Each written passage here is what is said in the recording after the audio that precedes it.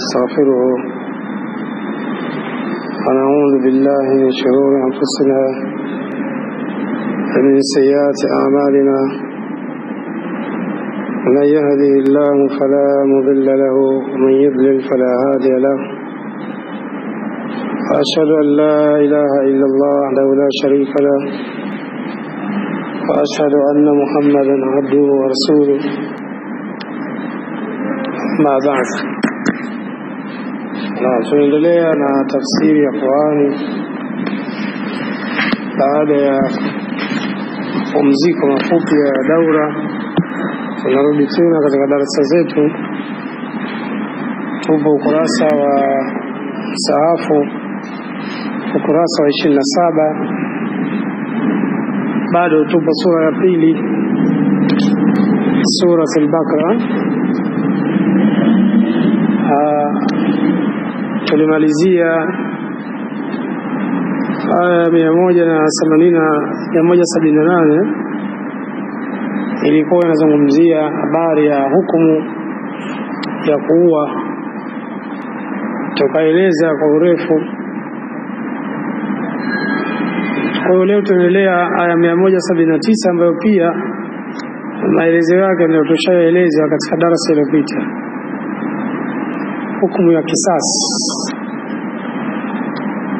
Kwa katika aya 179 Allah anasema walakum fil qisasi hayatun ya ulil albabi la'allakum tattaqun. Baada ya kutaja aya ambayo ilikuwa inazungumzia kuua, hukumu ya yule ambaye mtu aliyeua, kwa tukaona hukumu zake, ima yeye auliwe au atoe dia au atasamehewa. Hiyo ni hukumu baina yeye na wale watu wake. Ama kwa upande wa Allah hakuna kusamehewa, inakuwa yeye lazima tu atekeleze yale yaliyowekwa, ima aache huru, ima afunge miezi miwili mfululizo. Haletewi message labda kama kasamehewa asitekeleze hayo, lazima aende. Kaua kwa bahati mbaya, hiyo ndio hukumu yake. Sasa Allah akasema walakum fil qisasi, na mtakuwa mna nyinyi na jambo la kulipiza kisasi, hayatun, mtakuwa na uhai mzuri katika swala zima la kulipiza kisasi. Ya ulil albabi, enyi watu ambao wenye akili, la'allakum tattaqun, ili yani takwa manake kujisalimisha. Sasa kwa tafsiri hapa la'allakum tattaqun, ili mpate msalimike, au tattaqun hiyo kwa maana ya tulizoea itakullaha. Kwa aya hii inaonesha kwamba inaelezea habari za kisasi ambayo nilishaeleza darasa lililopita.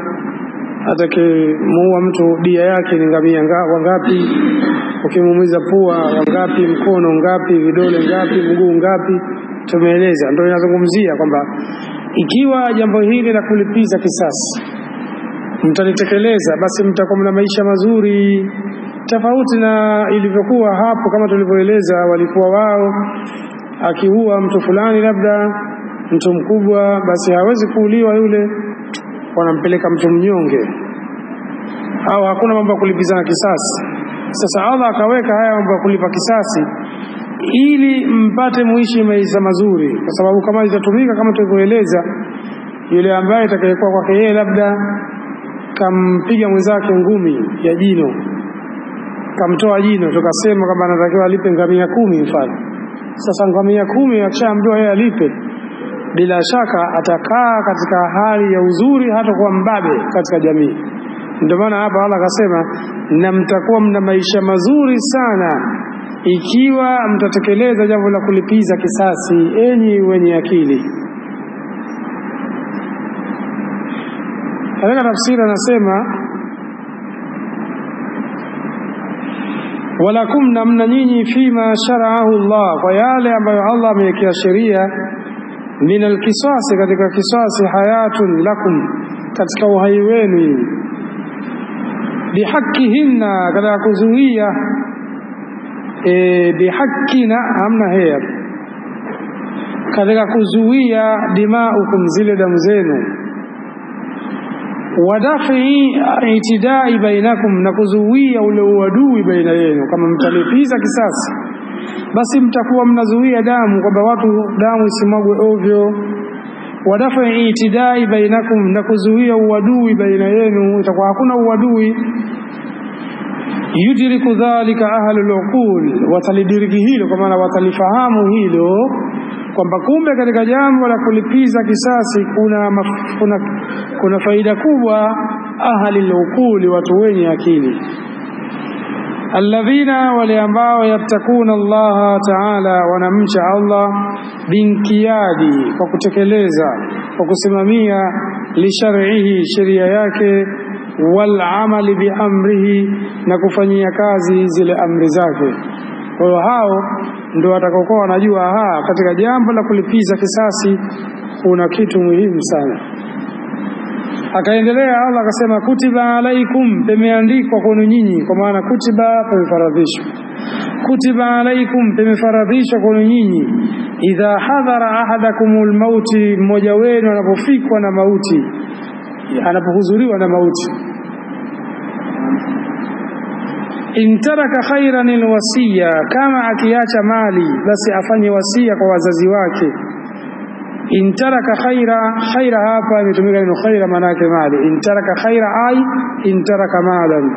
Intaraka khaira, ikiwa ataacha mali, basi ni wasiyatu lilwalidaini, afanye wasia kwa wazee wawili, wal aqrabina, na jamaa zake wa karibu, fil maarufi, kwa wema, haqqan ala almuttaqin, hiyo ni haki, ni wajibu haya kwa wale wacha Mungu.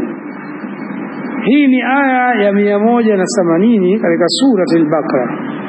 Aya hii ukiangalia hapo inasema, mmefaradhishiwa kwenu nyinyi, mmoja wenu anapofikwa na mauti, basi anatakiwa aandike wasia kwa wazee wawili. Aya hii inaitwa mansukhu, imefutwa, haipo tena katika hukumu yake. Inasomwa tu lakini haipo. Kwa sababu gani? Hakuna tena hukumu hii sasa hivi. Na aya iliyofuta aya hii ni aya zile zilizokuja katika surati An-Nisaa. Sawa, aya za mirasi zilipoteremshwa, basi aya hii ikawa haifanyi tena kazi. Hapo mwanzo ilikuwa mtu anapotaka kufariki, anapokaribia labda anaumwa mauti, maradhi ambayo anatarajia labda hana matarajio ya kupoa, kwa anahusiwa, anatakiwa ahusie wale wazee wake. Anawahusia wazee kwamba mimi mali yangu hapo mzee gani, na jamaa zake wa karibu kama mwanawe, mkewe, kaka zake, babu zake, baba zake wadogo, mama zake, shangazi zake na watu wengine. Sasa iliposhushwa aya ile ikafuta, hairuhusiwi tena yeyote yule ambaye mtu haruhusiwi tena kumhusia mzee wake wala mtoto wake. Hakuna wasia kama huo. Akahusia, mimi nikifa mali yangu apewe mzee, si mimi nikifa mali yangu apewe watoto, mimi nikifa nile nyumba moja kule ya tumbo kubwa na nyumba hii ya tumbo dogo. Hayo yote yamefutiliwa mbali katika aya surati An-Nisaa. Kwa hivyo hakuna tena, Mtume akasema la wasiyata, hakuna wasia kwa yule ambaye atakayekuwa na rithi. Kila aliyetajwa katika mirathi haruhusiwi tena kuhusiwa. Kwa hiyo hata kama amehusiwa, mle anafutwa, anaondoshwa, kwa sababu yeye tayari amewekewa fungu lake, limeshawekwa katika mirathi. Kwa hivyo ndio maana mwisho Allah akasema faridatan min Allah, huko katika surati An-Nisaa. Yani hiyo ni faradhi inayotoka kwa Allah, kwamba kila mmoja apewe fungu lake. Kwa hivyo akaikuwa baba ana fungu hili, ikiwa kaacha mtoto kuna fungu hili, ikiwa kuna hichi kuna hili. Kwa hivyo hayo zaidi tukifika katika surati An-Nisaa tutasoma maelezo yake, au kama tutawahi kufika mapema katika kitabu chetu cha Sahihi Fiqh Sunna katika mlango unaozungumzia mirathi, tutaona inshallah hayo maelezo. Kwa hakuna kuhusia, na kama wanavyofanya wazee wanahusia nyumba. Mfano mtu ana nyumba mbili, ana matumbo zaidi, ana matumbo mawili kwa mfano. Kwa hivyo yeye anahusia nyumba yake labda moja iko amani, nyingine sio inakaa daraja bovu, au nyingine anakaa sijui sehemu fulani, anasema hii nyumba ya amani hii itakuwa tumbo dogo, ile kule tumbo kubwa. Na wale watu kwa sababu ya ujinga wao wanafuata tu. Mzee kausia bana, kausia nyumba isiuzwe, nyumba hii iwe ya familia. Sasa kwa sababu ya wao wajinga na mzee wao mjinga, basi wao wote wanafuata ule ujinga, wanaendelea nao. Na wao wenyewe utawakuta tena wanahamasishana. Wakitokezea tu mmoja katika ile familia yao akitaka kudai mali yake, basi shughuli inakuwa mzee katuhusia bana. Wasia huo kwanza ni haramu, basi hakuna kitu kama hicho. Na msiwe wajinga kiasi hicho.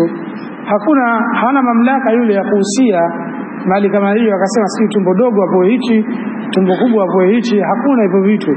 Sheria imeshaweka huyu atakiwa apate hii, huyu atakiwa apate hii. Hakuna maelezo hapa siji huyu hapo hichi, nyumba hii ya watu fulani na nyumba hii ya watu fulani. Hii ni kwa sababu tu watu hawataka kusoma dini kubwa, kwa sababu dini hawataka kusoma. Kwa hiyo wao wanachukua tu maelezo na wakaanza kupambiana maneno.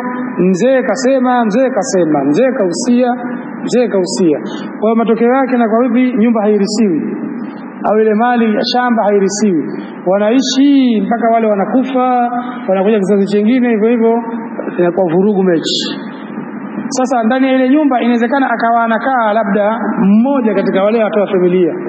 Kaka mtu anakaa huko kwa sababu alioa mwanzo, labda anakaa mle ndani. Sasa mzee amefariki na yeye anakaa mle, ana familia kubwa, akatokezea mmoja kenda kudai mirathi. Sasa kakao atakaa wapi? Wewe huona na watoto, wewe yani mambo yanakwenda katika hali kama hii. Mzee wao alikuwa mjinga na wao wanaendeleza ule ujinga wa kumaanisha kwamba alikuwa hajui dini.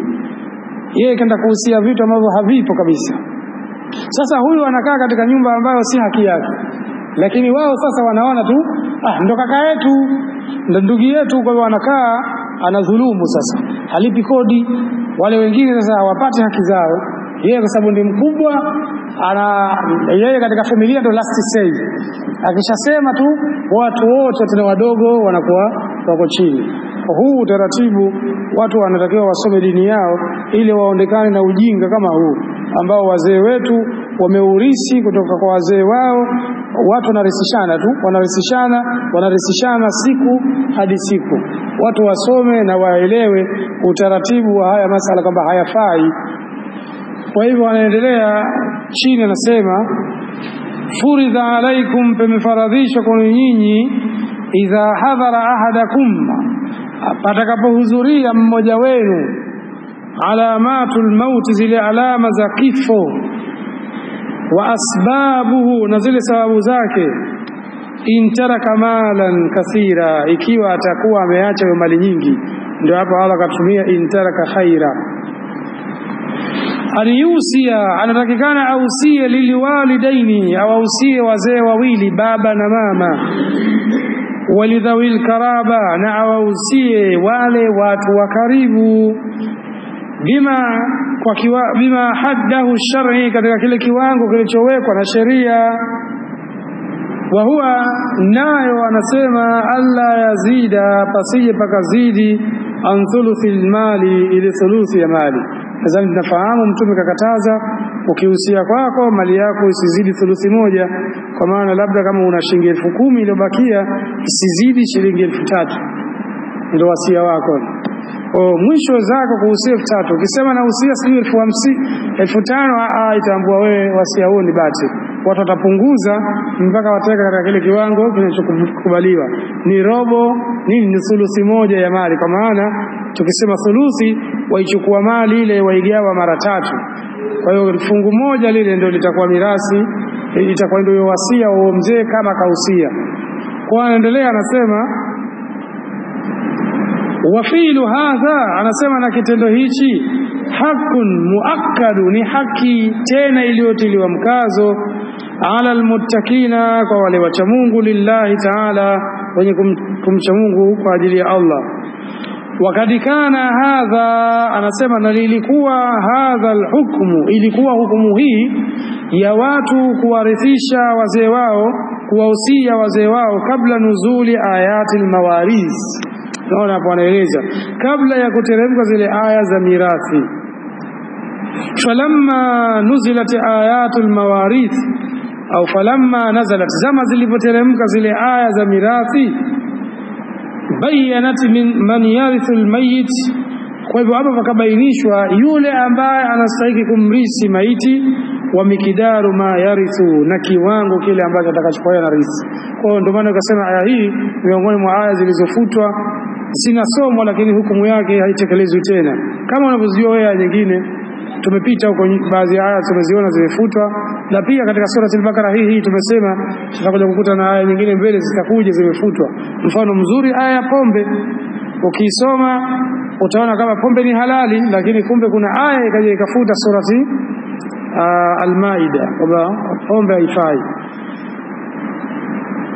Akaendelea Allah katika aya 181, faman badalahu, akasema na atakayeubadilisha huo wasia, faman badalahu, na yoyote atakayeubadilisha wasia baada ma sami'ahu, baada ya kusikia, fa innama ithmuhu, hakika dhambi yake, ala alladhina yubaddilunahu, ipo juu ya wale watakaoubadilisha huo wasia. Inna Allaha samiun alim, hakika Allah ni mwenye kusikia na mwenye kujua. Sasa hawa jamii nyingi za Kizanzibari wao hushikamana na aya hii au huchukua haya maneno tu basi. Unajua mji wa kwetu 99% panasema Waislamu, lakini asilimia yeye 99 unajua ni majai. Wajua hilo? 99% hawajui ya 70. Kazaliwa yeye kwa sababu kazaliwa katika mji wa Zanzibar, anaona kwamba yeye hapa Zanzibar watu wote Waislamu, basi jambo la kusoma dini yeye kwake wala hajali, anakuwa anaona mambo ya kawaida. Wanasoma watu wawili watatu, au yeye hababaishwi, habadilishwi kwa sababu kazaliwa Zanzibar na watu Waislamu na yeye Muislamu, basi mambo yameisha. Kumbe mambo hayako kama hivyo. Na ukiwachunguza 90% ni washirikina. Chunguza hilo utaona hawa Zanzibari unawaona wewe waingia misikitini wakaingia na kutoka, wengi wao ni washirikina. Wewe ukisoma masala ya shirki haya yatakuthibitikia, kwa sababu si wengi wanaojua hiyo shirki ndo nini. Hakuna anayetambua hilo. Hajui hii sunna, hajui bid'a, hajui tauhidi, hajui shirki, hajui ibada, hajui dhambi. Yeye yupo tu. Kwa hivyo anafanya, anaenda kubwa, yani Mzanzibari yeye kubwa analifanya, anasali sala 5, halafu anasubiri mwezi wa Ramadhani aje afunge, kamaliza. Yani ndo dini yake imemaliza. Hasa habari za kusoma dini yeye hajui. Mambo kama haya ndo kabisa utamzonga kabisa. Umtafute labda vijana hao wenye umri wa miaka kadhaa, mwambie nina shilingi 700,000, mzee kaacha labda milioni 3, kaacha wanawake 3 na wanawake 3 na mwanamume mmoja. Hebu tuambie hizi zitarisiwa vipi? Uone choki sasa. Unadhani atakwambia? Lakini ukija ukimuuliza habari za Simba na Yanga, Simba katolewa vipi, atakupa maelezo yote. Anajua taratibu, sheria zote zile za kwamba katolewa hivi kwa sababu ilikuwa hivi, si ndio? Au pale ni offside kwa sababu gani? Pale offside kwa sababu hii na hii. Lakini sasa haya mambo ya msingi ambayo ndio atakayoenda kuulizwa kwa Mola wake hajui. Kwa hiyo ni msiba. Kwa hiyo mambo ya kusoma dini ni lazima. Usije ukazani kusoma dini kuna baadhi ya watu tu wamewekewa. Hapana, kusoma dini ni watu wote lazima, yani tawan wa karha. Ukipenda, ukichukia, ukitaka, usitake, hili ni jambo la lazima, na utaulizwa hili, uulizwe chengine chochote. Wewe kasomea utaalamu kama wewe ni mtaalamu, wewe una PhD ya misitu mfano. Mtu ana PhD ya kutibu wagonjwa, ana PhD labda sijui ya wanyama, yeye mtaalamu sio wa vitu gani, huulizwi hayo hata siku moja. Wala hayakunufaishi chochote ukishaingizwa kaburini. Hayo ni mambo ya ulimwengu tu, lakini ukiingizwa tu utaulizwa mambo haya. Utaulizwa tauhidi, utaulizwa ibada, utaulizwa na wewe mtume wako. Haya ndio utakayoulizwa. Kumbe yale uliyodharau ndio ambayo kule unaenda kukumbana nayo. Hayo PhD zako utaishia huko na hayo mambo ya master na degree zako unamalizia huko tu basi. Kwa hivyo hapa anasema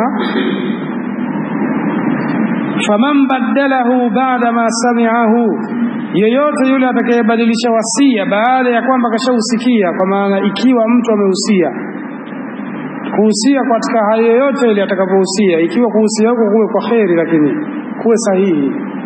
Mfano mzuri labda sisi ahli sunna wal jamaa tunahusia kwamba pale popote tutakapokufa tuzikwe huko huko. Hatuna mambo ya utamaduni wa kikafiri ule kwamba mtu akazikwe kwao. Hizi ni mila za kikafiri, sio mila za Kiislamu. Kwamba mtu kwao Bambi basi unaona anaishi Mwera lakini kwao Bambi, basi watamtoa pale Mwera ampeleke Bambi wakati kuna vichakatele vya kumzika. Hamjaona hayo?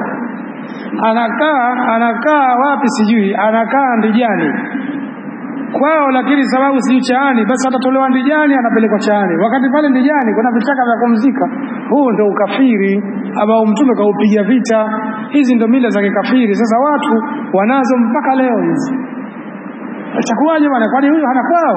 Kwani huyu hivi kamzike hapo Korekwe ndio karibu labda, au tumzike hapo, kwani hana kwao huyu? Sasa unaona hizi mila zao bado wanazo. Sasa Mtume kaja kuondosha mila za kijahilia kama hizi, wao wanaendelea nazo kabisa. Sasa sikwambii tena kazi kafa bara huko, kafa hapo Muhimbili karibu, labda tuseme hawajapata pa kumzika, kaenda kufa Mwanza, Tanga, atasafirishwa huyo. Haya, sasa sisi hatuna mila kama hizi.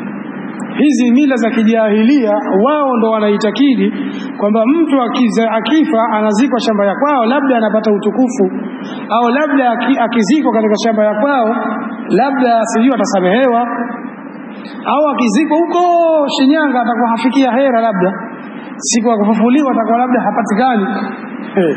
Sasa huyo Mtume alipokuja kayaondosha haya, kayapiga vita na akasema acheni, huu ni ujahilia, huu ni ujinga ambao haufai. Sasa wazee wanao mpaka leo. Unataka kuambia huyu wakati kwao Bambi atazikwa Bambi, huyu wakati kwao sijui Ndijani atazikwa Ndijani, huyu wakati kwao Makunduchi atazikwa Makunduchi. Nini haya?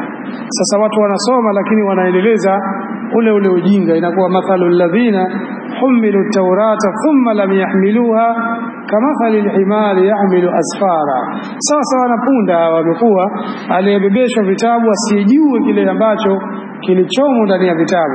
Ukisoma unataka ufanyie kazi kile ulichokisoma, usiwe kama mtu wa bid'a. Watu wa bid'a hawana khairi katika elimu yao kwa sababu hiyo tu, kwamba wao wasoma alafu wanatupilia mbali ambayo walioyasoma, wanaacha tu katika vitabu. Wakati wa utekelezaji wao wanakuwa wapo kinyume. Wazee wametuhusia, wazee hivi, wazee wako wana nini? Hata dini hawajui lolote. Sasa mtu kama amekufa sehemu mbali huko kabisa, hamna kumleta huko, mzike huko, hata kama mtu mmoja mzike peke yako. Mimi nawaambia kwetu, nikiwa nimemchukua mtu sijui nimeenda naye nje tu ya mkoa wa Dar es Salaam, usitarajie mimi nikulete huko, hata mlete pesa silete. Wamekufa sehemu ambayo nitatafuta Waislamu hapo, nitaambia tuchimbie kaburi popote, hata kama tutakuwa lako la kwanza ndio hilo.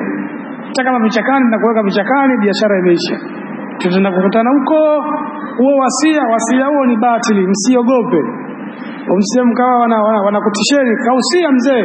Hakuna wasia kama huo. Wasia wowote utakaokwenda kinyume na sheria hautekelezwi. Kwa mzee kama kausia mimi lazima nikazikwe sehemu fulani, ikiwa wewe ndio mtu wa mwisho wa kutoa fatwa, usitekeleze wasia huo.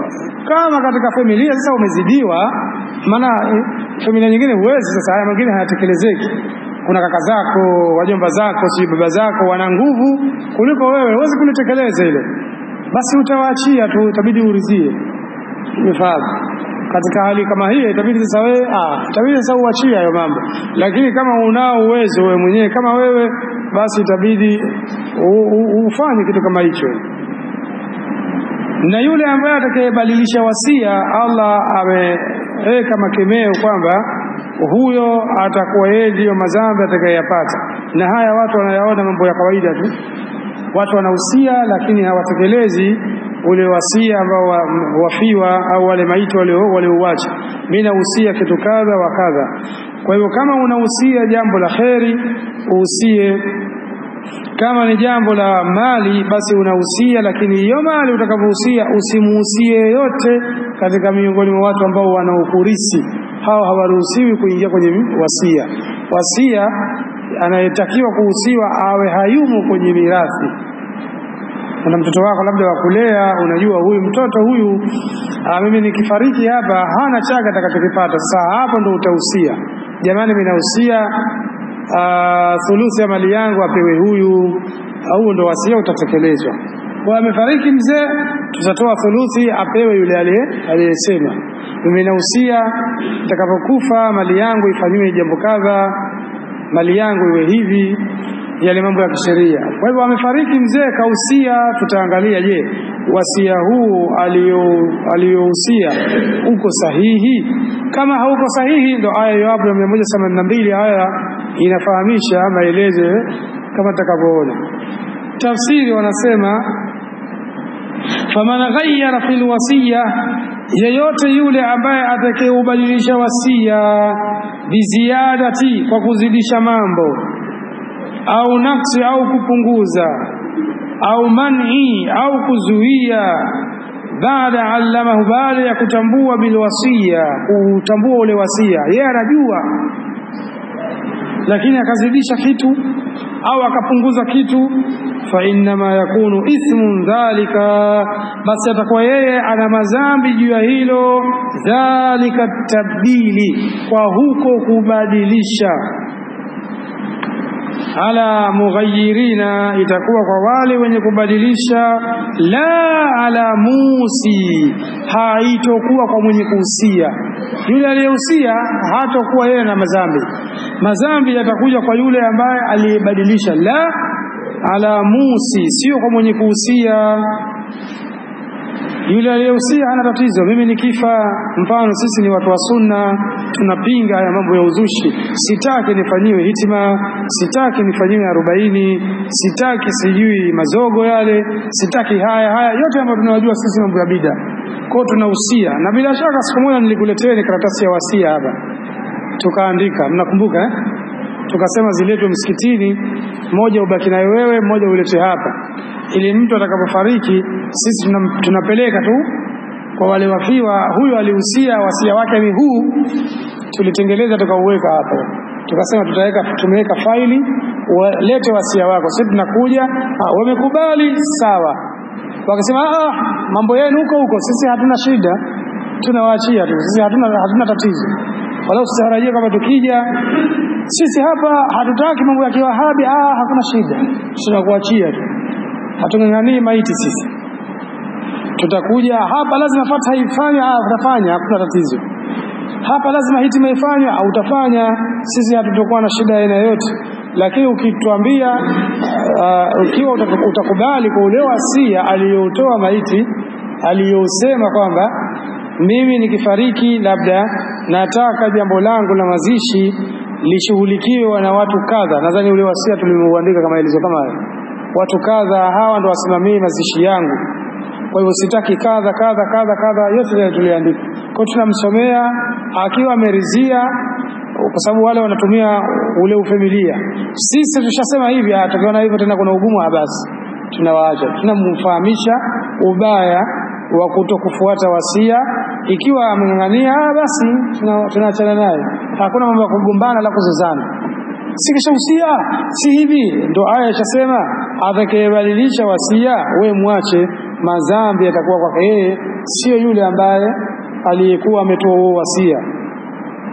Kwa anasema inna Allah samiun, hakika Allah ni mwenye kusikia, li aqwali ibadihi, anasikia kauli za waja wake, alaihim, anawasikia wao, bi af'alihim, kutokana na vile vitendo vyao. La yafutuhu shay'u, hakimpiti yeye chochote. La yafutuhu, hakimpiti yeye shay'un, chochote, min ahwalihim, katika zile hali zao. Kila wanachokifanya basi yeye Allah anakijua. Hizo ndio aya zilizokuja hapo ya 177 mpaka 181 katika ukurasa huo wa 27. Alafu pakawekwa mafunzo tunayopata katika aya hizo ni kama ifuatayo. Min fawaidil ayati, katika faida za aya hizo kuna mafunzo matatu. Kwanza, albirru alladhi yuhibbuhu Allah, wema ambao anaupenda Allah. Albirru alladhi, ule wema ambao yuhibbuhu Allah, anaupenda Allah.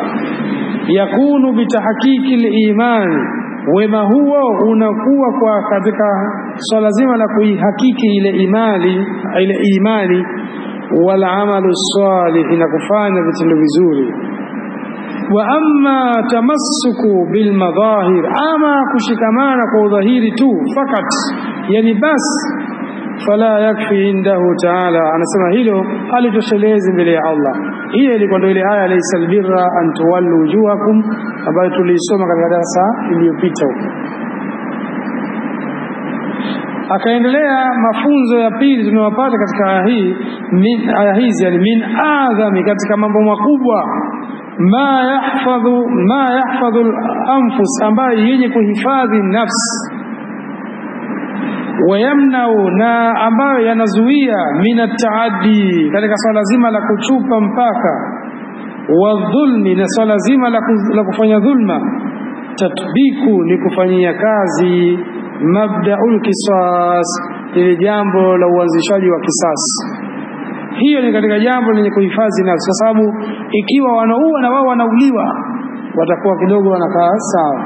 Sio kama mtu huyo anaendesha gari, huyo kaua mwaka jana, baada ya miaka mitatu kaua tena, baada ya miaka mingapi, madereva wa madaladala kama hiyo.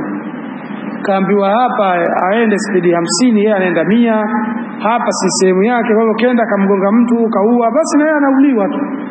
Watajua, watakaa sana. Bodaboda hawafanyi tena vurugu zao hizo. Ameua mtu na yeye anauliwa, kamkata mguu na yeye anakatwa, kafanya hivi na yeye anafanywa. Kwa hivyo kidogo hili litaondosha mambo ya dhulma. Alladhi, anaendelea, kisasi ambacho sharaahu Allah, alichokiwekea sheria Allah, fi nafsi, katika nafsi, wa maaduna, na yale yaliyo chini ya hiyo nafsi. Funzo la tatu na la mwisho, anasema idhamu, hapa tunapata idhamu sha'anil wasiya, kubwa, yani ukubwa wa jambo la wasia. Idhamu, ukubwa, sha'anul wasiya, kuhusu jambo la wasia. Wala siyama, hasa liman kana indahu shay'u, kwa yule ambaye atakayekuwa kwake ana kitu, yusi bihi, basi anatakiwa ausie. Mtu atakayekuwa anajiona yeye ana mali, labda kama mtu hana kitu, asiusie, awachie wale watu wake, kama ana watoto wake, kwa sababu Mtume kasema kuwaacha watu wako matajiri ni bora zaidi kuliko ukawaacha wakawa wanaombaomba kwa watu. Sasa uachie wao. Ikiwa unahisi una chochote, basi unawahusia, nichimbieni kisima iwe sadakatul jariya yangu, nifanyeni hivi msikiti, yani mambo ya khairati kama hayo. Yoyote unajua wewe mambo ya khairi, yasiwe ya uzushi tu. Wa ismun, anasema na madhambi yatakuwa man ghayyara, kwa yule atakayebadilisha wasia, fi wasiyatil maut, itakuwa madhambi kwa yule mwenye kubadilisha wasia wa maiti, wabadala ma fiha, akabadilisha yale yaliyomo katika ule wasia. Maiti kausia hivi, yeye akabadilisha, itakuwaje bana? Sababu watu huwa wanaona ufahari, fulani kazikwa wapi, ile kazikwa sehemu fulani, basi anafurahi, kazikwa kwao. Sijui wanapata faida gani wanakuwa, au ndio hiyo kufurahi, ndio hiyo kujinasibisha tu, kwamba mtu akizikwa Kwerekwe inaonekana hafiki ya hera. Lau kama wangekuwa wanajua watu, basi wote wangependelea wakazikwa hapo Kwerekwe, au kazikwa pale ambapo watu wanazikwa wote.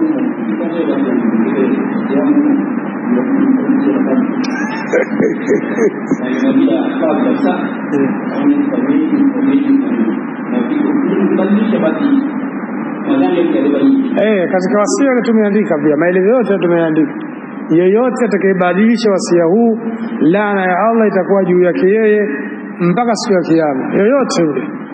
Kwa sababu hawa Wazanzibari wana mambo ya mambo kama haya, mambo yao ya kimila. Sasa zile mila zao wanajaribu kutaka kuziingiza katika dini, mambo ambayo wamekuwa nayo, wanayafanya zile ada zao, wakaona kana kwamba zile ada zao zimekuwa kama ndo dini. Kwa wanaona kwa sababu zinafanana na dini ya Kiislamu, wakati kuna wako mbali baina mashariki na magharibi. Sasa wakalazimisha hizi ada ziwe ndo dini na mambo kama hayo ya mirasi. Huko kuna vurugu, kuna familia nyingine mpaka watu wanarogana. Ukidai tu pesa basi, ukidai nyumba mara siku ya 3 huyo kaumwa, kapelekwa hospitali, ilikuwaje siku 2-3 kapotea, anadai nini? Kaenda kudai mirasi. Hasa haya mambo lau wangekuwa wanajua. Angalia wakati wa mtume masahaba walikuwa wanafariki sehemu mbalimbali, hakuamrisha hata siku moja yeye akasema huyu akazikwe Madina au huyu akazikwe Maka. Baada alipokufa wanamzika hapo hapo, hao watu wanaondoka, sababu wao wanajua huyo tutaonana huko akhera. Na hata ukimzika hapo kwenu, baada ya miaka 10 tu ukenda ile kaburi lenyewe pia lishafufia. Inawezekana ukaja ukaulizwa katika makaburi yake hapa liko wapi, vile usijue. Sasa faida yake iko wapi? Hakuna faida yoyote. Uziko popote tu. Wewe unachotakiwa ufanye amali njema. Hizo amali njema ndizo zitakazokuokoa wewe. Ukizikwa kaburi lao shamba gani, ukizikwa la shamba gani, kaburi lako ndio ile tu basi. Hakuna tofauti. Na akhera utafika na utaulizwa, na wala hakuna tofauti ya makaburi, labda kaburi hili la jiwe, kaburi hili la udongo, kaburi hili labda si la mchanga, kada kwa kuna hafifu. Hapana hivyo vitu. Yani wewe utakapozikwa basi Mola wako utakutana naye na utakuja kufufuliwa, na wala hukufuliwi hapo ulipokufa. Mathalan unaweza kuja ukaambatanishwa na watu fulani, kwa sababu tunajua kwa baadhi ya watu wanakufa lakini watafufuliwa na kina Firauni, wengine watafufuliwa na Hamana, wengine sio watafufuliwa na fulani, kaambatanishwa na watu wa kula riba, wazinifu, walevi, kwa wamefufuliwa pamoja huko. Sasa yeye Allah ndo anajua hayo mambo ameyazunguka katika kila jambo katika elimu. Akaendelea katika ukurasa nambari 28 akasema Allah, faman khafa, na mwenye kukhofia, faman khafa min musi, na yeyote mwenye kumkhofia muusiaji. Musi yule mwenye kuhusia, janafan akiwa anaogopea janafa, kwenda kombo, yani kwenda kinyume. Huyo anahusia anamuona hana taaluma, huyo hana mambo ya dini, hajui lolote, ndio hiyo anahusia tu. Mie nyumba yangu ya amani tumbo dogo, nyumba ya wapi siki tumbo kubwa, ndio watu kama hawa. Sasa yule atakayeona kwamba muhusiaji kenda kinyume au ithman au kupata dhambi, fa aslaha bainahum, akasuluhisha baina yao, fala isma alayhi, hapana madhambi juu yake. Inna Allaha ghafurur rahim, hakika Allah ni mwingi wa kumsamehe, mwingi wa kusamehe na mwingi na mwenye kurehemu. Yani yule ambaye faman khafa min musiaji anahusia, lakini ndio hivyo tunavyosema hana taaluma masala ya elimu, masala ya dini, yani hayafahamu. Anahusia vitu ambavyo havipo, anahusia ndio kama hivyo ambavyo vipo kinyume na sheria. Sasa akatokezea mtu ambaye anafahamu haya masala, akayaweka sawa, watu wamezozana, baba kausia hivi, watu wanangangania, labda kausia hivi, kausia nyumba hii siuzwe. Kaja shekhe, yeye anafahamu masala haya, kausia hivi, lakini huu wasia hauko sahihi. Kwa sahihi ni hivi na hivi, kwa hivyo turekebishe hapa, tuweke hivi. Umeona? Yeye akaweka sawa. Sasa basi hakuna ubaya juu yake huyo. Hapa tuseme kwamba yeye kabadilisha wasia, au mzee kausia kiwango kimezidi kile ambacho kinachostahili kuhusiwa, kazidi zaidi ya thuluthi moja, kawapa watu fulani labda, au kapeleka msikitini. Yeye akaja akasema mzee kausia thuluthi, nusu ya mali ipelekwe msikitini, hii si sahihi. Au nusu ya mali hapo mtu fulani, hapa kakosea, wewe msipeleke nusu, pelekeni thuluthi tu. Au fulani kausiwa hivyo, kwa hivyo huyo apoe thuluthi tu. Wengine wanasema sijui kamuhusia mtu fulani nyumba yake iwe hivi, lakini baba yake baba mtu akaja akaoa tena baadaye akaja akapata watoto, hao walikuwa hawamo hivi na hivi, nyumba hii itakuwa tumbo la huku. Maana yake watu ndio kesi zilikuwa ndo kama hizi za kugombania na mali hizi. Kwa hiyo yeye anaenda anaweka sawa ule wasia, akishakuweka sawa basi yeye hasemwi kwamba kaubadilisha wasia, bali yeye atakuwa ameweka uzuri ule wasia, haitakuwa na tatizo kwa yeye. Tafsiri anasema famana alima, yoyote atakayetambua min sahibil wasiya, kutoka kwa huyo mwenye kuhusia, milan, kwamba amepinda hivi, mailan anil haki, amepinda katika haki, haki iko hivi lakini akaona hapa huyu hakwenda sahihi, au jaura, au kafanya jeuri fil wasiya, katika wasia. Ana mtoto wake, labda watoto wake wote fulani wamesoma au wasomi, ndio anawapenda sana, Allah hakumjalia labda anaye mtoto mmoja labda miongoni mwao mvuta bangi, labda kichaa, hasikii huyo, kila akimwambia anamuuzi nini watoto wake, kwa hampendi, ikafikia stage mpaka akamtoa katika huyo, nishasema asipewe kitu huyo. Anahusia sasa, mali zangu warisi watu fulani fulani na fulani fulani, sitaki apewe chochote. Hii itakuwa ndio inaitwa jaura, anafanya jeuri. Huyo atakuwa anavuta bangi, hawezi kutoka huyo katika wasia, lazima arisi tu, ndio kashapangwa kwa sababu ni mtoto wako. Kwa hiyo mwache apewe, kama atajua mwenyewe kama atavutia bangi, atafanya nini, yapo haki yake, biashara imeisha. Lakini huwezi kumzuia au ukasema kwa sababu simpendi, kwa sababu hivi, atajua yeye mwenyewe. Kwa hivyo fa aslaha, yule mtu akaja akasuluhisha ma yale ambayo afsada, aliyafisidi, almusi, aliyafisidi kwa maana aliyoharibu yule aliyeka wasia, binasihi, kwa kumnasihi yeye, labda kama bado yuko hai, labda mzee kausia lakini wale watoto wake kidogo wanafahamu baadhi ya masala, wakamfahamisha hivi utaratibu sio, kwa hiyo akafoka mzee. Kwa hiyo akatafutwa mtu labda mwenye busara anaweza kusema naye, akaenda akamwambia hapa ulipohusia utaratibu hauko sahihi, huyu hastahili kuhusiwa hivi hivi. Kwa hivyo akaenda akamnasihi, wa aslaha, au akafanya islahi baina mukhtalifin, baina ya wale wenye kukhtilafiana, ala alwasiya, juu ya wasia, fala ithma alayhi, yeye patasemwa hakuna makosa juu yake, bal huwa maajurun, bali yeye atakuwa ni mwenye kulipwa, ala islahihi, kutokana na ile islahi yake aliyofanya. Inna Allaha ghafuru liman taba min ibadihi, hakika Allah ni mwenye kusamehe, liman taba, kwa yule aliyetubia, min ibadihi, katika waja wake, rahimun bihi, mwingi wa rehma kwa wao. Alafu cha kushangaza, mimi huwa najiuliza sana kwamba kwa mfano kama sisi tunaonekana tunajulikana kwamba tunapinga hayo mambo yote ya uzushi, hatukubaliani na mahitima 40, na tunasema maneno makali sana kwamba haya mambo hayafai. Basi cha kushangaza, na familia yajua, mfano mtu fulani yule wanamuita sasa, yule bwana Wahabi yule ndo katika hao vikanzo, basi akifa wanalazimisha wanamfanyia yale ambayo hayataki. Unaona haya? Sasa mimi hujiuliza, sasa maana yake nini? Na mtu yule alikuwa anaishi, mnakuwa mnamjua misimamo yake, haya mambo anayapinga wazi wazi, mpaka rekodi zake zipo. Mfano mzuri hapa tuliuona alipofariki Sheikh Nasr Bacho, Allah mrehemu.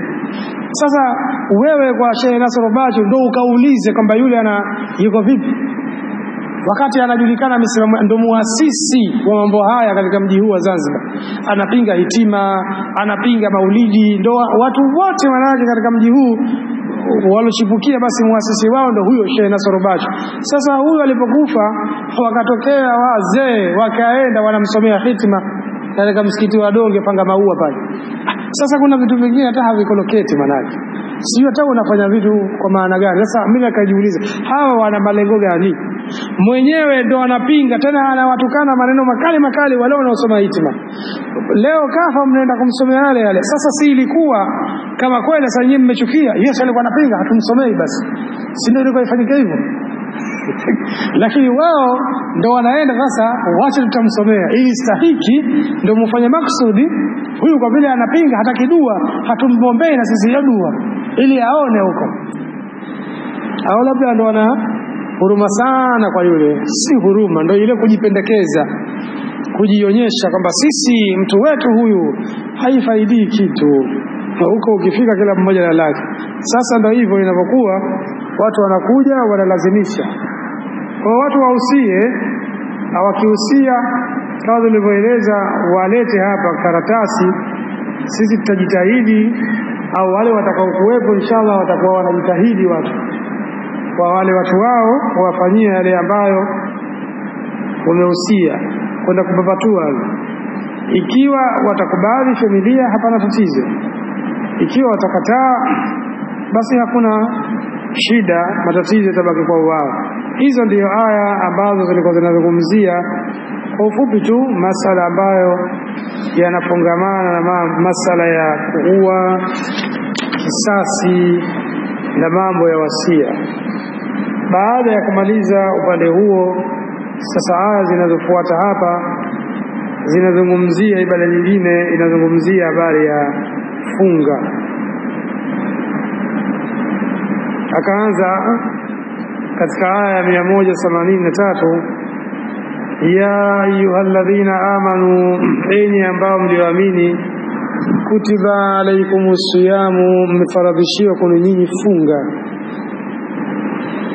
kama kutiba alal ladhina min qablikum, kama walivyofaradhishiwa wale ambao waliopita kabla yenu, la'allakum tattakuna, ili mpate kuwa wacha Mungu. Aya hiyo ilishushwa kama tulivyosoma katika kitabu chetu cha sira. Ibada ya funga ilifaradhishwa mwaka wa 2 au wa 3 kama hiyo hijiria, baada ya mtume kuhama Maka kuelekea Madina. Kwa hivyo ilishushwa aya hiyo mwezi wa Shaabani. Wakaambua mwezi ujao ndio tutaanza kufunga. Ilifaradhishwa ibada hiyo katika mwezi wa Shaabani. Wakaambiwa unakujieni mwezi mbele huo wa Ramadhani, mwezi wenye baraka, una kadha kadha kadha. Kwa hiyo aya hii ndio ikawa imeshushwa kwa ajili ya kufaradhisha ibada hiyo. Wanasema ya ayyuhalladhina amanu billahi, enyi ambao mlimwamini Allah, wattabau rasulahu, na mkamfuata mtume wake, furidha alaikum, imelazimishwa kwenu nyinyi, asiyam, mmefaradhishiwa, mmelazimishwa kufunga, mfunge min rabbikum, kutoka kwa Mola wenu, kama furidha ala al-umami, kama palivyofaradhishwa katika umma min qablikum, wale waliopita kabla yenu, la'allakum tattakuna Allah, ili mpate kumcha Allah, bi an taj'alu bainakum, kwamba mjalie baina yenu, wa baina adhabihi, na baina ya adhabu zake Allah, wikayatun, pawepo na kinga, bi'amali salihah, kwa kufanya vitendo vizuri, wa min a'dhamiha, na katika zile a'dhamuha, ilikuwa amali njema tukufu zaidi, miongoni mwa amali zilizokuwa tukufu, asiyam, ni ibada ya funga, kama tunavyosoma. Kwa hivyo ina sheria nyingi kwamba funga ni kinga, na peponi kumewekwa mlango maalumu, huo wataingia watu wanaitwa wafungaji, unaitwa Rayyan. Sasa mtu anaweza kauliza swali, sasa huko mlango, mtume amesema peponi kuna mlango huo hawatoingia isipokuwa wale waliofunga tu ndio watapita mlango huo, wakimaliza utafungwa mlango huo. Swali litakuja, sasa kuna muislamu gani ambaye hafungi? Watu wote si wanafunga, basi watu wote watapita hapo. Umefahamu vizuri? Sivyo hivyo ulivyokusudiwa hiyo hadithi. Maana ya hadithi ni kwamba wale watakaokuwa wanafunga sana, sio wewe umefunga Ramadhani tu ndio ukapita mlango huo, hapana. Kwa sababu hiyo itakuwa ni jambo la wajibu. Unafunga Ramadhani, unafunga Jumatatu, Alhamisi, masiku meupe, sijui funga ya Arafa, funga kaza, wewe ndio shughuli yako hiyo, ndio utapita mlango huo.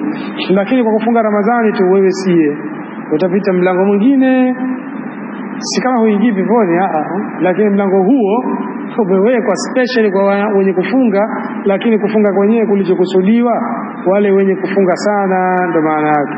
Sasa Qur'ani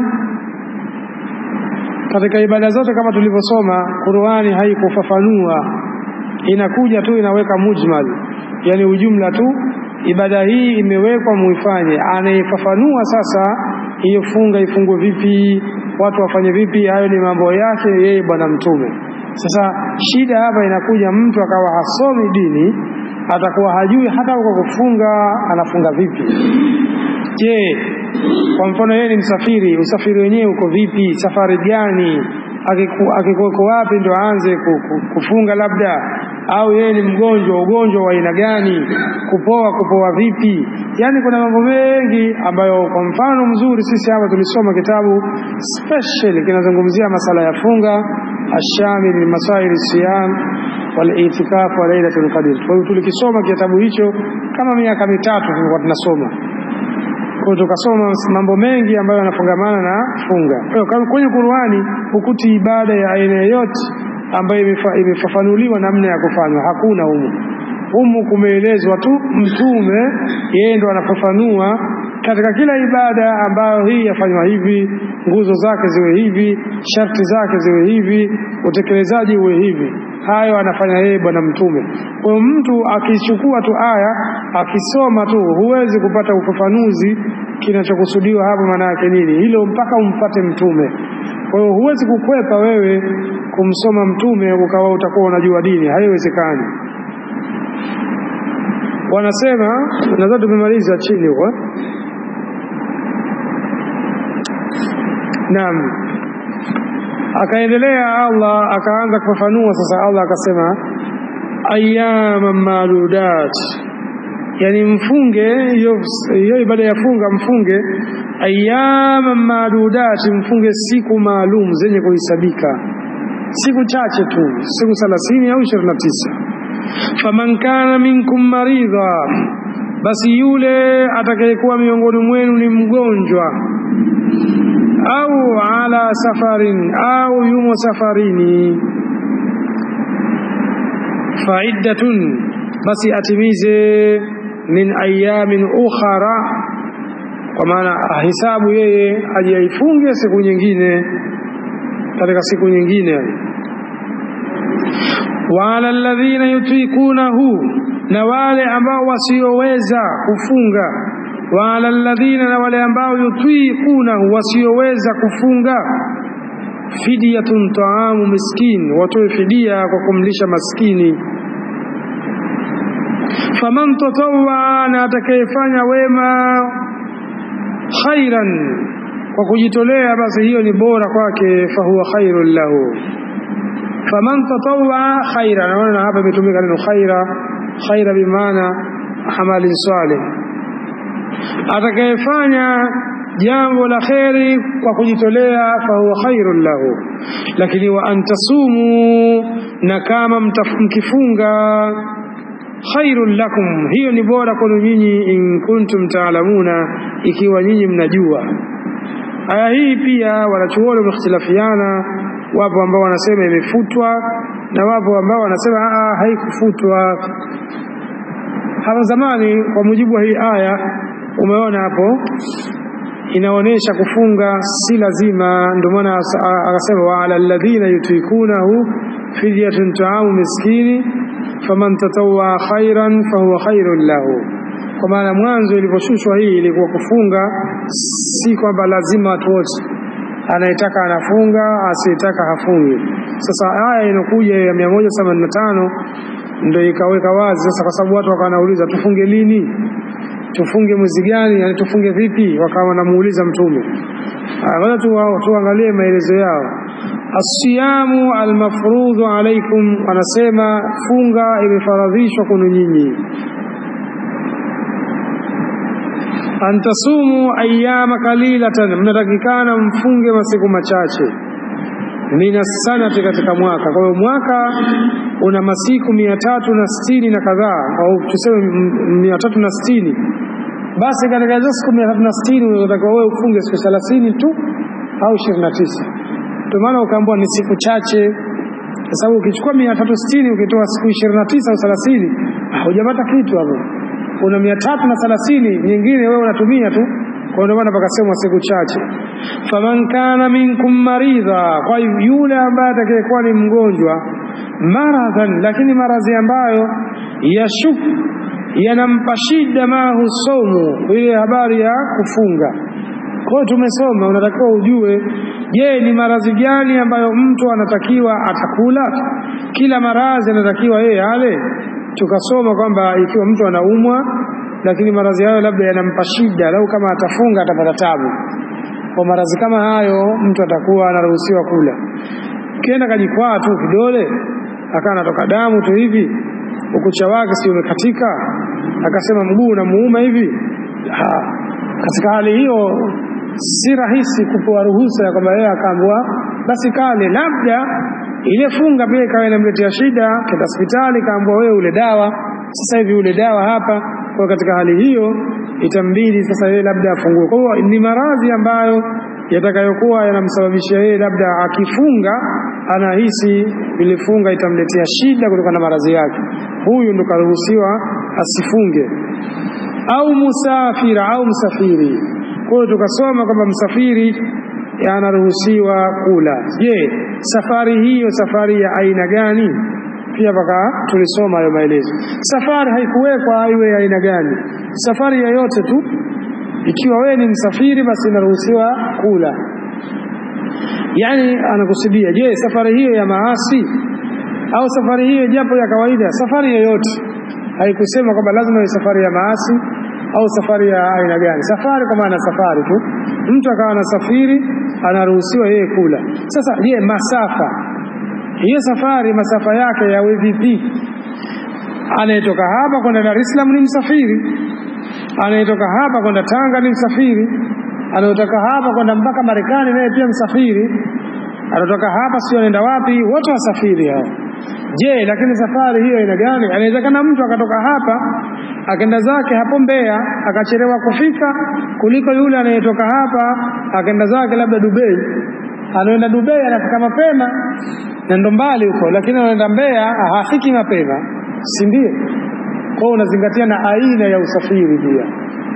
Kwa utaangalia wewe, ikiwa safari hiyo unasafiri inakuletea shida, labda lao kama mtu atafunga safari hiyo itampa mashaka, basi kufunga kwake yeye taruhusiwa kula. Ama safari zetu za kawaida tu, umetoka hapa boti ya saa 3 si saa 1, saa 1:30 umeenda Dar es Salaam, saa 2:30 ushafika Dar. Ukasema mimi msafiri bana, siwezi leo sifungi, lakini uoneshi aina yote ya kama wewe umepata shida, umekaa katika kiti na mara umekaa katika VIP hasa mfano. Sasa inakuwa kidogo safari kama hiyo ukawa usifunge, unatakiwa wewe mwenyewe pia utumie akili. Lakini kama utakuwa hujafunga kwa hoja yako ya usafiri haya kwamba wewe ni msafiri, lakini pia zingatia safari yenyewe. Ama unatoka sasa huko Dar ndio unaenda huko mikoani, sasa waenda sio Mbeya, waenda Moshi, unaenda sijui Mwanza huko, mikoa ya mbali mbali, sasa huko hufiki mpaka usiku na unahisi safari hii itaniletea mashida, hapo basi utakula. Wanaendelea anasema falahu, ni juu yake aniyaftira, akala mtu huyo. Thumma alayhi, kisha ni juu yake aniyakdhia, anatakikana aje alipe bikadri ma aftara, kwa kiwango cha kile alichokula minal ayyami, katika masiku. Kwa hiyo ataangalia kana siku ngapi, utahesabu mwenyewe. Mimi nimefungua siku 5. Wa ala alladhina yastati'una siyama, na wale ambao wanaoweza kufunga fidyatan idha aftaru, basi wao watatoa fidia pale ambapo watakapokuwa wamekula. Wa hiya, nayo itaamu miskin, ni kulisha maskini min an kulli yawmin, kulisha maskini kila siku, ile siku ambao yafturuna fi, watakayokuwa wanaftari, kwa maana anakula. Mnakumbuka kiwango cha mtu ambaye hafungi Ramadhani, hawezi, labda anatakiwa atoe kiwango cha kulisha. Analisha kiwango gani? Mnakumbuka? Kibaba Nyinyi mnasemaje kibaba kimoja? Mshasahau? Kwa hiyo mrejee katika vitabu vyenu sasa. Abu Maryam anasema kibaba kimoja. Kibaba kimoja ndio nini hapo? Robo kilo. Kibaba kimoja kinafika kilo. Kile kibaba kinafika kilo kile. Kinafika nusu kilo. Utarejea katika vitabu hapo, nadhani unakumbuka vizuri. Wahia anasema nayo itaamu miskini, kulisha maskini, an kulli yaumin, katika kila siku, yafturuna fihi, atakayokuwa yeye amekula. Faman zada ala itaamu miskin, lakini yule ambaye atakayezidisha kulisha wale maskini wahidan, yani akamzidisha kumlisha maskini mmoja, au at'ama, au akalisha maasiyami, pamoja na kufunga, fa huwa khairul lahu, huyo atakuwa amefanya khairi zaidi. Wa sawmukum khairul lakum, na kule kufunga kwenu ni bora kwa nyinyi, min al-iftari, kuliko kuftari, yani kula, wa ita'i fidyati, na kutoa fidia, yani kule kufunga ni bora zaidi kuliko kula au mkatoa fidia. In kuntum ta'lamuna, ikiwa nyinyi mnafahamu, ma fi sawmi, yale yaliyomo ndani ya funga, min al-fadli, katika fadhila. Wa kana hadha al-hukmu, sasa ndio hapa maelezo wanasema, na ilikuwa hukumu hii awwal, ni ya mwanzo kabisa, ma sharaa Allahu siyam, pale ambapo Allah alipoweka sheria kuhusu funga. Fakana man shaa sama, sasa ikawa anayetaka anafunga, wa man shaa aftara, na anayetaka anakula, wa at'am, lakini analisha. Umefahamu? Yani mimi sifungi, lakini ukao ufungi, utatakiwa lazima ulipe fidia. Ilikuwa mwanzo ipo katika hali kama hiyo. Unahisi wewe kama hukumu hii ingebakishwa mpaka sasa hivi, watu wangefunga? Wasingefunga. Wengi wao hawafungi. Si fidia ipo. Kama mtu ndo anachanga pesa zake sasa, ndio hivyo vibaba kimoja tu shilingi 2500, si 1000, anakwambia siku 30 45,000 hizo peleka, basi mimi wacha niendelee kula. Ndio maana Allah haya kayafahamu, anayajua vizuri. Ndio maana mwanzo ilikuwepo ya hukumu, baadaye haya itakayokuja inaondosha. Thumma awjaba Allahu siyam, kisha Allah akawajibisha funga, baada dhalika, baada ya hapo, wa faradhahu ala kulli balighi qadir, na Allah akafaradhisha katika kila aliyebaleghe na mwenye uwezo, akatakiwa sasa lazima afunge. Basi tuwazini, alafu tusome aya moja tu kwa maelezo, tafsiri yake tutakuja kuisoma darasa itakayofuata, kwa sababu muda umekwenda. Naam, tukiendelea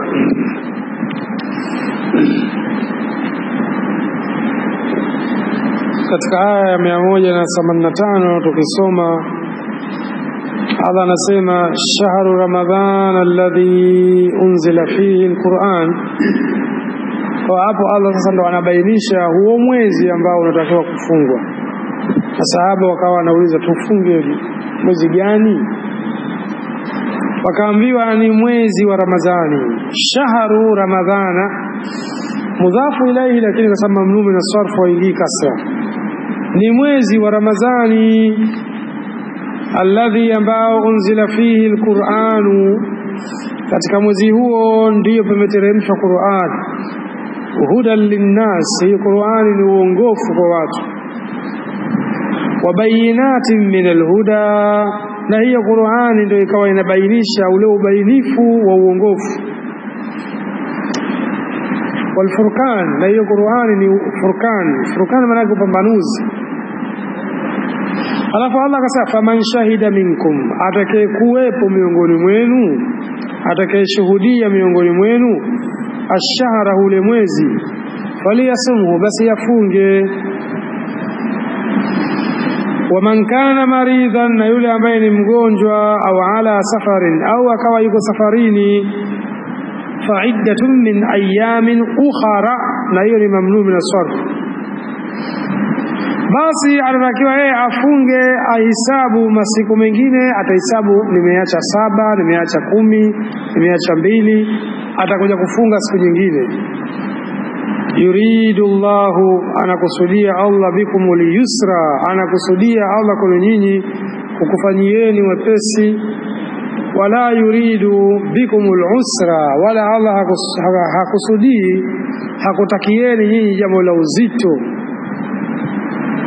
Walitukmilul idda, na mpate kutimiliza ile hesabu. Walitukabbirullaha, na mpate kumkabiri Allah, kwa maana mumtukuze. Ala ma hadakum, kwa yale ambayo alikuongoeni. Wala'allakum tashkurun, na mpate kuweza kumshukuru Allah. Kwa aya hiyo ndio iliyofaradhisha hiyo ibada ya Ramadhani, ikawa imeshushwa hiyo mwezi wa Shaabani. Mtume akawaambia mwezi unaofuata unaitwa mwezi wa Ramadhani, na huo ndio watu watatakiwa wafunge. Kuna maelezo mengi hapo. Shahru Ramadhani alladhi unzila fihi alquran, tunafahamu kwamba huo ndio mwezi ambao Qur'ani imeshushwa. Hudan linnasi wa bayyinatin min alhuda, kwamba ni uongofu. Halafu aliposema faman shahida minkum ash-shahra falyasumhu, yule ambaye atakayekuwepo miongoni mwenu, atakayeshuhudia. Shahida kwa maana atakayekuwepo, mwezi umeandama na yeye yupo, sio shahida maana yake atakayeuona. Sio sahihi ukisema faman shahida minkum ash-shahra, atakayeuona miongoni mwenu mwezi. Atakayekuwepo katika mji ambapo mwezi umeandama na yeye akakuwepo hapo, basi afunge. Kwa tunajua haya ni mambo ambayo yana ikhtilafu, mambo ya kufunga na kufungua. Wapo ambao wanaitakidi mwezi popote ukiandama wao wanafunga, na wapo ambao wanaitakidi mwezi uandame katika nchi ya kwao au maeneo yao ya karibu. Kwa kila mmoja ana hoja zake.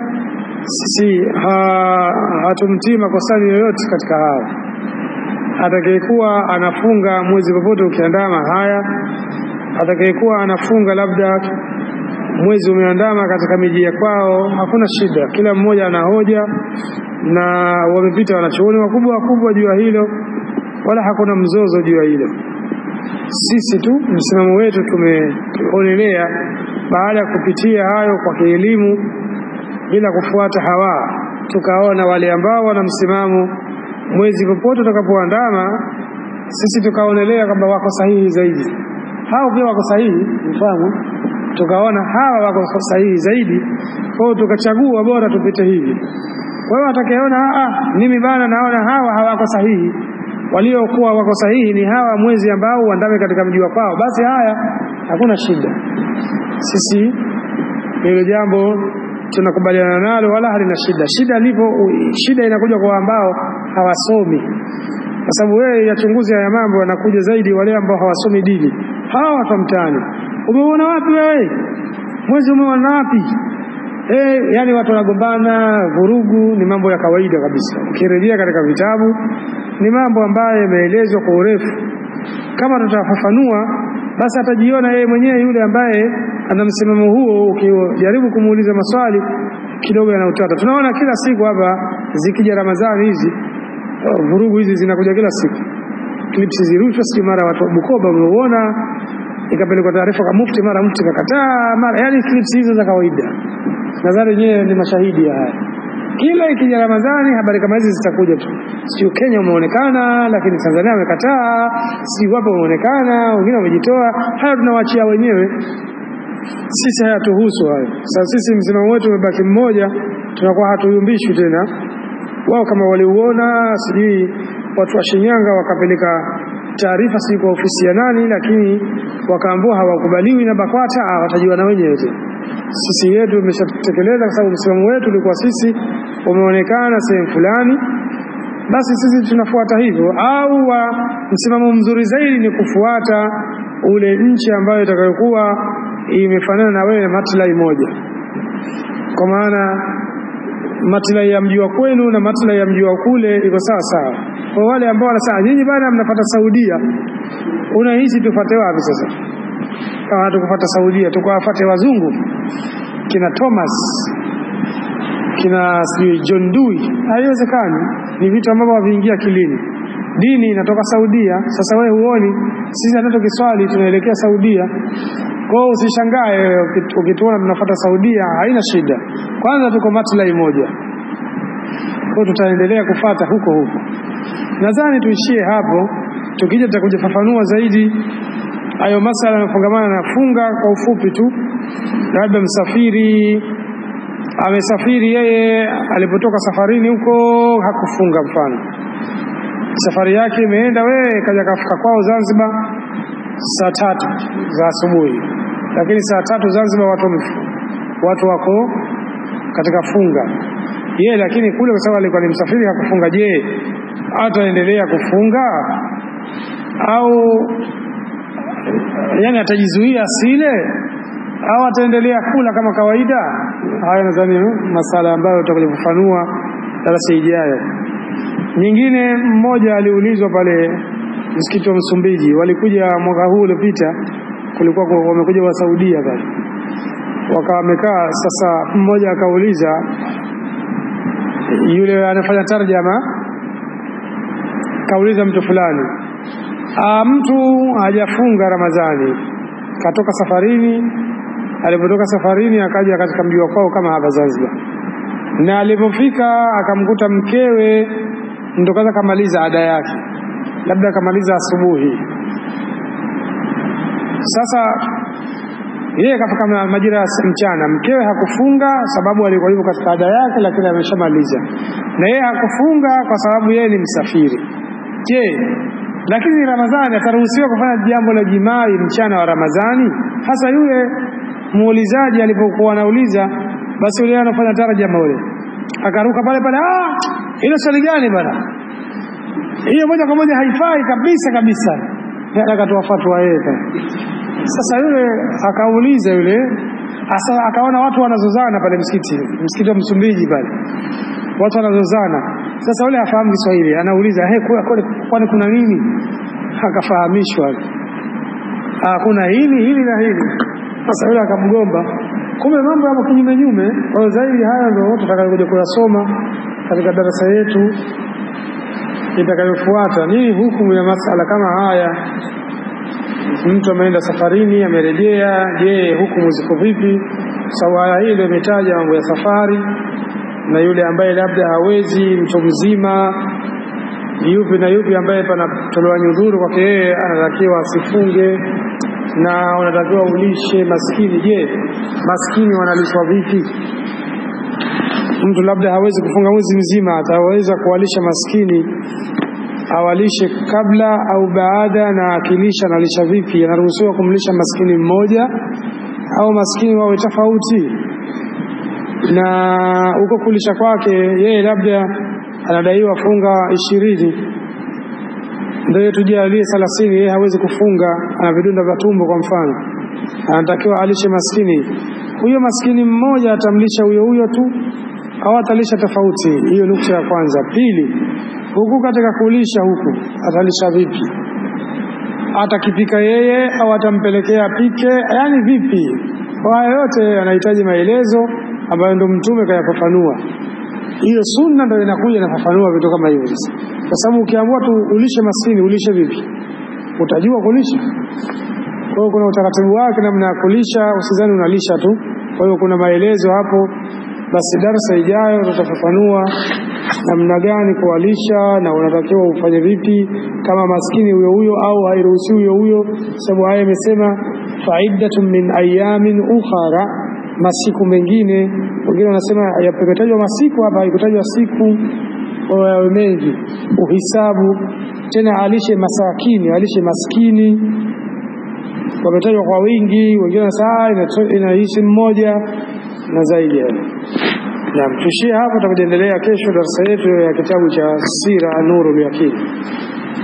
Kama una swali kabla ya kuondoka.